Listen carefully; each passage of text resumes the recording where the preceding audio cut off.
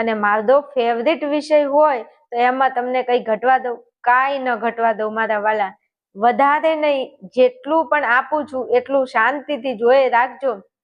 યાદ નથી રહેતું આ પ્રોબ્લેમ તે પ્રોબ્લેમ બધું સોલ્વ થઈ જશે. આજના વિડીયોની અંદર ધોરણ 12 આર્ટ્સ અને આપણો ભૂગોળ વિષય, તો ભૂગોળ વિષયનું આજે મોસ્ટ એક્સપેક્ટેડ પેપર આપણે આ વિડીયોની અંદર સોલ્યુશન કરવું છે. જણાવી દઉં છું, વધારે નહીં, ખાલી 3 જ વિડીયો પેપર સોલ્યુશન અપલોડ કરીશ. 3 જ વિડીયો. જે વિદ્યાર્થીઓને 95+ માર્ક લાવવા છે, હું તો એમ કહું છું કે તમારા 100 માંથી 100 માર્ક આવે એવી હું પ્રાર્થના કરું છું. આવશે 100%. ખાલી મહેનત કરાવું એટલી કરી લો. 95+ માર્ક લાવવા હોય તો 3 પેપર સોલ્યુશન અને વિભાગ A, B, C, D અને E આનું બધા જ IMP જવાબ સાથે આપણી ચેનલમાં આવી જશે. આટલું કરી લેજો બોસ. 1000% કહું છું, 95+ માર્ક 100% તમારા આવશે. ચાલો, આ સાથે જ આ પેપરની શરૂઆત કરવી છે. વધારે કાંઈ નહીં, વિભાગ AB તો તમારે આમાંથી ખાસ કરી જ લેવાનો છે. બીજી કોઈ જ વાત નહીં, AB ખાસ એટલે ખાસ આમાંથી કરી લેવાનું છે. ચાલો આગળ વધુ છું વિડીયોની અંદર.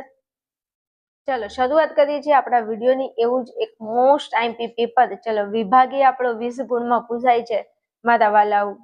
એવી મજૂરી કરો, એવી મહેનત કરો કે વિભાગ એમાં 20 માંથી 20 ગુણ આપણા પાકા થઈ જાય. ચાલો, પ્રશ્ન નંબર 1 છે, માનવ ભૂગોળમાં કેન્દ્ર સ્થાને કોણ હોય છે? હવે પ્રશ્નમાં જવાબ છે એવું કહું તો ચાલે. જુઓ તમે અહીંયા, માનવ ભૂગોળમાં કેન્દ્ર સ્થાને કોણ છે? તો માનવ જવાબ આવે. માનવ ભૂગોળમાં કેન્દ્ર સ્થાને કોણ હોય છે? માનવ હોય છે. Clear, most type question. પ્રશ્નમાં જ જવાબ, માનવ ભૂગોળમાં કેન્દ્ર સ્થાને માનવ હોય છે. હા, આવી થોડી ઘણી ટ્રીકો તમને આપતી રહીશું હો. હાલો, 2 માં, યહૂદીઓએ પશ્ચિમ એશિયાના રણ વિસ્તારમાં કયો નવો દેશ વસાવ્યો હતો? યહૂદીઓએ પશ્ચિમ એશિયાના રણ વિસ્તારમાં કયો નવો દેશ વસાવ્યો હતો? રણમાં કીધું છે, રણ, તો ઇઝરાયલ આવશે. રણ ઇઝરાયલ. કયો દેશ વસાવ્યો તો? ઇઝરાયલ. મોસ્ટ આઈએમપી ક્વેશ્ચન છે. 20 MCQ માં કેવું ન પડે, તૈયાર કરી લેજો. ચાલો, પ્રશ્ન નંબર 3 છે, માહિતી ક્રાંતિની શરૂઆત કઈ સદીમાં થઈ છે? માહિતી ક્રાંતિ તો 20મી સદીમાં. 20મી સદીમાં. વી એટલે 20 ને મા એટલે માહિતી ક્રાંતિ. 20મી સદીમાં માહિતી ક્રાંતિની શરૂઆત થઈ છે. આ પ્રશ્ન વિભાગ બી માં પણ પૂછાય છે 1 ગુણમાં અને એમાં પણ પૂછાય છે. પછી તમે મને કહેતા નહીં કે બેન તમે કીધું નહોતું હો. હા, એટલે તૈયાર કરી લેજો. ચલો આગળ વધુ છું. ચેપ્ટર પ્રશ્ન 4 માં, ઉચ્ચ કક્ષાના નિર્ણાયકો કઈ પ્રવૃત્તિ સાથે જોડાયેલા ગણાય છે? ઉચ્ચ કક્ષા કીધું છે. કઈ ઉચ્ચ કક્ષા? તો ઉચ્ચ કક્ષા કે એટલે યાદ રાખશો, જવાબ આવશે પંચમ પ્રવૃત્તિ સાથે. ઉચ્ચ કક્ષાના નિર્ણાયકો કઈ પ્રવૃત્તિ સાથે જોડાયેલા છે? તો જવાબ આવશે પંચમ પ્રવૃત્તિ સાથે જોડાયેલા છે. ચાલો પછી આગળ વધુ છું. પ્રશ્ન નંબર 5 માં, વિશ્વમાં કયા દેશમાં સૌથી ગીચ રેલ માર્ગો આવેલા છે? વિશ્વમાં કયા દેશમાં સૌથી ગીચ રેલ માર્ગો આવેલા છે? તો જવાબ આવશે બેલ્જિયમ. અને આ મારા વાલા વિભાગ બી માં પ્રશ્ન પૂછાય છે. હા, એટલે જરૂરી નથી કે એના પ્રશ્નો બી માં ન હોય, બી ના એ માં ન હોય. હા, એના પ્રશ્ન બી માં તો 100% હોય છે. બી ના પ્રશ્નો એ માં નથી પૂછતા, પણ MCQ ના પ્રશ્નો વિભાગ બી માં હોય જ છે ઘણા ખરા. ચલો, વિશ્વમાં કયા દેશમાં ગીચ રેલ માર્ગો કીધા છે? તો બેલ્જિયમ જવાબ આવશે. ઓકે, ગીચ રેલ માર્ગો બેલ્જિયમ. ચાલો પછી 6 માં, ભારતે આર્યભટ્ટ ઉપગ્રહ ક્યારે પ્રક્ષેપિત કર્યો છે? તો જવાબ આવશે 1975. પણ એમ કે ભારતનો પ્રથમ ઉપગ્રહ, પ્રથમ. આ 2 પ્રશ્નોમાંથી કોઈ એક પ્રશ્ન તો હશે. પછી કહેતા નહીં કે બેન તમે કીધું નહોતું. મારા ગળાના હમસે આ પ્રશ્ન તમારે તૈયાર કરવાનો છે કે ભારતે પ્રથમ ઉપગ્રહ કયો લોન્ચ કર્યો હતો? તો પ્રથમ ઉપગ્રહ આર્યભટ્ટ આવશે. અને આર્યભટ્ટ ઉપગ્રહ કઈ સાલમાં? સાલ પૂછાય તો 1975. સાલ પૂછાય તો કઈ આવશે? 1975 આવશે. રેડી? ચલો આગળ વધુ છું. પ્રશ્ન નંબર 7 માં, સાર્કનું વડું મથક ક્યાં આવેલું છે? સાર્કનું વડું મથક ક્યાં આવેલું છે? તો કાઠમંડુમાં આવેલું છે. અને જેટલા પણ વડું મથક છે, 3 વડું મથક છે, એ તો હું તમને IMP આપીશ એટલે એમાં ભણાવી દઈશ. આ 3 માંથી કોઈ પણ એક વડું મથક પૂછાય 1000% પૂછાય છે. પછી કહેતા નહીં કે કીધું નહોતું. સાર્કનું વડું મથક આવશે કાઠમંડુ. તો તમે શું યાદ રાખશો? સાકા. શું યાદ રાખશો? સાકા. કેમ સાકા? કાકા નહીં હોય, સાકા છે. સા એટલે સાર્ક અને કા એટલે કાઠમંડુ. ભૂલથી ભૂલ ન થાય ભાઈ. 3 વડા મથક છે એમાં પછી તમારો 1 માર્ક ન જાય એના માટેની આ ટ્રીક છે. યાદ રાખો, સાકા. શું? સાકા. સા એટલે સાર્ક અને કા એટલે કાઠમંડુ. ચલો બીજા બે આવશે એટલે પછી ભણાઈશ. હાલ ટાઈમ નથી, ફટાફટ. ચલો 8મો, લંડન નદી, લંડન બંદર પર કઈ નદી, લંડન બંદર કઈ નદી પર આવેલું છે? ઓકે, તો અહીંયા આપણો જવાબ આવશે ટેમ્સ. હવે સાંભળો, આ બે પ્રશ્નો ઊંધા પૂછાય છે. જો એમ પ્રશ્ન પૂછે કે લંડન બંદર કઈ નદી પર આવેલું છે, તો ટેમ્સ નદી. પણ એમ કે ટેમ્સ નદી ઉપર કયું બંદર આવ્યું, તો લંડન બંદર. આ યાદ રાખજો, આ બે પ્રશ્નો છે. લંડન બંદર કઈ નદી પર આવ્યું, તો ટેમ્સ, અને ટેમ્સ નદી ઉપર કયું બંદર આવ્યું, તો લંડન. આ બે માંથી ગમે તે ફેરવીને પૂછાય. પછી મને ન કહેતા કે બેન તમે કીધું નહોતું હો. એટલે મોસ્ટ આઈએમપી છે, તૈયાર કરી લેજો. ચલો પછી પ્રશ્ન નંબર 9 છે. ચીન અને દક્ષિણ ભારત એશિયાના મધ્યમાંથી પસાર થતો જૂનો માર્ગ કયો છે? તો જવાબ આવશે રેશમ માર્ગ. અને આ જૂનો માર્ગ પૂછે તો રેશમનો. જૂનો માર્ગ કોનો? રેશમનો. અને એક જ પ્રશ્ન છે આ જૂના માર્ગ વાળો. હા, જૂનો માર્ગ, તો જવાબ આવશે રેશમ માર્ગ. ચીન અને દક્ષિણ પશ્ચિમ એશિયાના મધ્યમાંથી પસાર થતો જૂનો માર્ગ કયો છે? તો રેશમ માર્ગ છે. કયો? રેશમ માર્ગ છે. હાલો પછી આગળ વધુ. પ્રશ્ન નંબર 10 માં, સલાયા કેવા પ્રકારના બંધનું ઉદાહરણ છે? મોસ્ટ આઈએમપી ક્વેશ્ચન, મારા ગળાના હમશે હો, મોસ્ટ આઈએમપી છે. સલાયા કેવા પ્રકારનું બંદર છે? તો ફેરબદલી માટેનું બંદર છે. ઘણીવાર અહીંયા ફેરી બદલી આપશે ઓપ્શનમાં, ધ્યાનમાં રાખજો. સલાયા કેવા પ્રકારનું બંદર છે? તો ફેરબદલી માટેનું બંદર છે. ફેરબદલી. ચલો પછી આગળ વધુ છું. પ્રશ્ન નંબર આપણો 11 છે. નીચેનામાંથી કયું સંરક્ષણ કેન્દ્ર નથી? નીચેનામાંથી કયું સંરક્ષણ કેન્દ્ર નથી ભાઈ? તો જવાબ આવશે આપણો મુંબઈ. આ સંરક્ષણ કેન્દ્ર, પછી પરિવહન કેન્દ્ર, આ બધા જે કેન્દ્ર છે ને, વહીવટી કેન્દ્ર, સાંસ્કૃતિક કેન્દ્ર, આ બધા કેન્દ્રમાંથી એકાદો એમસીક્યુ કેન્દ્રનું પૂછાય છે 1000%. એટલે એ કેન્દ્રો ખાસ યાદ રાખજો. ચાલો પછી આગળ વધુ છું. પ્રશ્ન નંબર આપણો 12 છે. નીચે આપેલી વિગતોમાં કુદરતી તત્વ કયું છે? કુદરતી તત્વ, તો પાવાગઢ ડુંગર એ ભાઈ કુદરતી તત્વ છે. કારણ કે જો આ રેલ માર્ગ, પછી આ બંધ ને અમદાવાદ, આ બધું સાંસ્કૃતિક છે. એક પાવાગઢ ડુંગર એ કુદરતી તત્વ છે. ઓકે, હાલો આગળ વધુ ફટાફટ. પ્રશ્ન નંબર આપણો 13 છે. બહુલક માટે કઈ સંજ્ઞા દર્શાવાય છે? તો ભાઈ મારા બહુલક માટે ઝેડ સંજ્ઞા દર્શાવાય છે. 1000% મોસ્ટ આઈએમપી. વિભાગ બી માં પણ આ પ્રશ્ન પૂછાય. પછી તમે મને કહેતા નહીં કે બેન તમે કીધું નહોતું. Okay, most IMP. મારા ગળાના હમસે પ્રશ્ન તૈયાર કરજો. બહુલક માટે કીધું છે તો ઝેડ આવશે. ચાલો પછી પ્રશ્ન નંબર 14. દ્વિતીયક માહિતી એટલે શું? દ્વિતીયક માહિતી એટલે શું? તો પ્રકાશિત સાહિત્યમાંથી લીધેલી માહિતીને દ્વિતીયક માહિતી કહે છે. શું કીધું છે? દ્વિતીયક માહિતી કોને કહીશું? તો પ્રકાશિત સાહિત્યમાંથી લીધેલી માહિતીને દ્વિતીયક માહિતી કહે છે. ભાઈ ભૂગોળની અંદર 4 એમસીક્યુ છે ખાલી દરેક ચેપ્ટરના. તો આપણી ફરજ બને છે બધા વિષયના આઈએમપી ક્વેશ્ચન આપણી ચેનલમાં આવી જશે. આપણે ધમાકેદાર તૈયારી કરવાની છે ભૂગોળ વિષયની. એટલે તમારે ચેનલ ઉપર નવા હોય તો પહેલા ચેનલને સબસ્ક્રાઇબ કરી લેજો હો. ચલો પછી 15 માં આગળ વધું છું. નાટમો સંસ્થા ક્યાં આવેલી છે? તો ભાઈ નાટમો સંસ્થા કોલકાતામાં આવેલી છે. અને આ નાટમો સંસ્થા કાં તો ધી સર્વે ઓફ ઇન્ડિયા, આ બે સંસ્થામાંથી એક સંસ્થા તો પૂછાય અને પૂછાય. એટલે તમને કસમ આપું છું, તમારી મમ્મીની કસમ હો, આ નાટમો સંસ્થા તૈયાર કરી લેજો. તમારી મમ્મી વાલી હોય ને તો આ પ્રશ્ન તૈયાર કરી લેજો. ચલો પછી આગળ વધું છું. પ્રશ્ન નંબર 16 માં, એક જ પરિમાણ ધરાવતો આલેખ કયો છે? 16 માં, તો એક જ પરિમાણ ધરાવતો આલેખ છે રેખા આલેખ. કયો આલેખ છે? રેખા આલેખ. એક જ પરિમાણ ધરાવતો આલેખ કયો છે? રેખા આલેખ છે. ઓકે, ચલો પછી પ્રશ્ન નંબર 17. જીપીએસ પ્રણાલી વિકસાવનાર દેશ કયો છે? મારા ગળાના હમસે આ પ્રશ્ન તમારે તૈયાર કરવાનો છે. એમસીક્યુ માં પૂછાય, કાં તો વિભાગ બી માં પૂછાય, પણ 100% પૂછાય છે. તો જવાબ આવશે યુએસએ. જીપીએસ પ્રણાલી વિકસાવનાર દેશ કયો છે? યુએસએ છે. કયો છે? યુએસએ દેશ છે. ચાલો આગળ વધવું છે આપણે 18મા નંબરના એમસીક્યુ માં. એ પહેલા જે વિદ્યાર્થીઓ મારો વિડીયો જોઈ રહ્યા છે અને જેને ભૂગોળનું પેપર દેવાનું છે, જે વિદ્યાર્થીઓ એક્સ તરીકે એક્ઝામ આપે છે, એક્સટર્નલ એક્ઝામ, મતલબ કે રેગ્યુલર સ્કૂલે નથી જતા, ખાલી પાસ થવાની મહેનત કરે છે, એવા વિદ્યાર્થીઓને જો પાસ થવું હોય તો એના માટે રામબાણ ઈલાજ આપું છું તમને. એકદમ ઓછી મહેનતે તમે પાસ થઈ શકો છો. એના માટે શું કરવાનું છે તમારે? કાંઈ વધારે નથી કરવાનું. આ વિડીયોની નીચે ડિસ્ક્રિપ્શનમાં લિંક આપેલી છે, ત્યાં જઈ અને આપણું આર્યન ક્લાસીસ નામનું એપ્લિકેશન છે, એપ્લિકેશન ડાઉનલોડ કરી લો.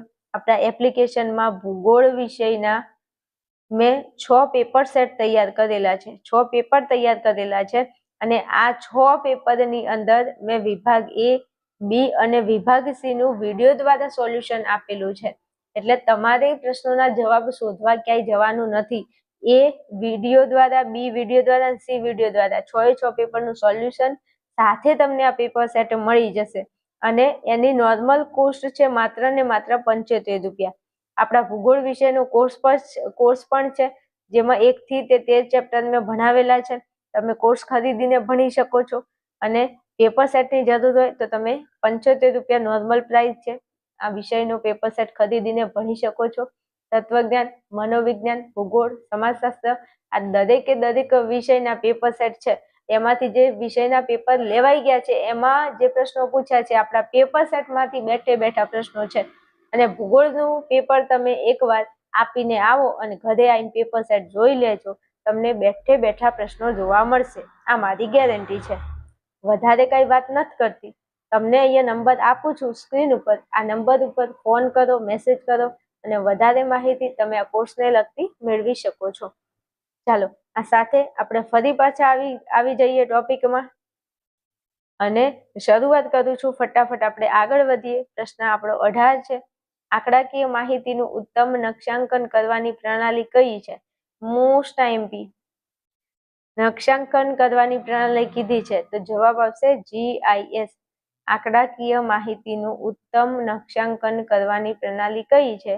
તો જવાબ આવશે GIS. બેઠો MCQ ફરી પૂછાય, પછી કહેતા નહીં હો કે કીધું નહોતું એમ. હા, ચાલો પછી 19માં ભીત નકશા મુદ્રિત કરવા માટે ઉપયોગી હાર્ડવેર શું છે? ભીત નકશા મુદ્રિત કરવા માટે ઉપયોગી હાર્ડવેર શું છે મારા વાલા? તો ભીત નકશા દ્વારા મુદ્રિત કરવા માટે ઉપયોગી હાર્ડવેર જવાબ આવશે પ્લોટર. ભીત નકશા મુદ્રિત કરવા માટે ઉપયોગી હાર્ડવેર કયું છે? તો જવાબ આવશે પ્લોટર. ચાલો પછી 20માં મસ્ત પ્રશ્ન છે. નીચેનામાંથી કયું સોફ્ટવેર નિઃશુલ્ક છે? નીચેનામાંથી કયું સોફ્ટવેર નિઃશુલ્ક છે? તો ગ્રાસ GIS. નિઃશુલ્ક સોફ્ટવેર કયું છે? Grass GIS. નીચેનામાંથી કયું સોફ્ટવેર નિઃશુલ્ક છે? તો ગ્રાસ GIS. ચાલો અહીંયા તમારા 20 MCQ પૂરા. આટલા MCQ ખાસ તૈયાર કરી લેજો. બેઠા MCQ જોવા મળશે. રિપીટ પ્રશ્નો થાય છે બોર્ડની એક્ઝામમાં. તમે ટેન્શન વધારે કરવાની તમારે કોઈ જરૂર નથી. ચલો વિભાગ બી છે. વિભાગ બી ની અંદર તમને પ્રશ્ન નંબર 1 છે. કયા સમયગાળાને સંશોધન યુગ કહેવાય છે? આ પ્રશ્ન કહું ને, છેલ્લા 3 વર્ષથી પ્રશ્ન પૂછાય છે. 24, 25 ને બધા જ પેપર જુઓ ને તો આનો આ પ્રશ્ન પૂછાય છે. અને મોસ્ટ આઈએમપી છે પ્રશ્ન. પછી તમે મને કહેતા નહીં કે કીધું નહોતું હો. કયા સમયગાળાને સંશોધન યુગ કહે છે?